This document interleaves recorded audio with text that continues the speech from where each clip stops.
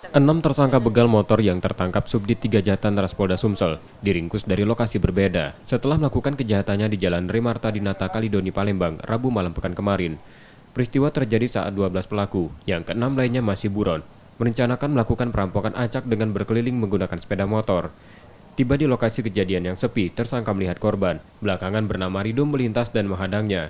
Satu pelaku menarik paksa motor korban dan pelaku lainnya mengancam korban menggunakan senjata dengan mengayunkannya ke arah korban karena takut korban melarikan diri. Tersangka mengaku sudah 3 kali melakukan kejahatannya. 6 tersangka yang ditangkap mayoritas masih di bawah umur.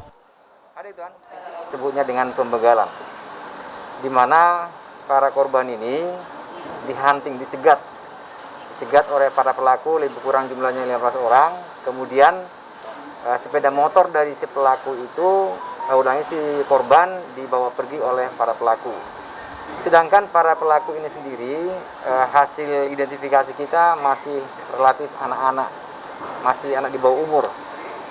Rata-rata di antara umur 15 sampai 18 tahun. Dari tersangka, polisi menyita senjata tajam, pakaian, dan motor. Kini 6 tersangka ditahan di tahanan Polda Sumsel untuk proses hukumnya dan terancam hukuman di atas 7 tahun penjara. Reski Oktora, Muklas Diferensial, Kompas TV, Palembang.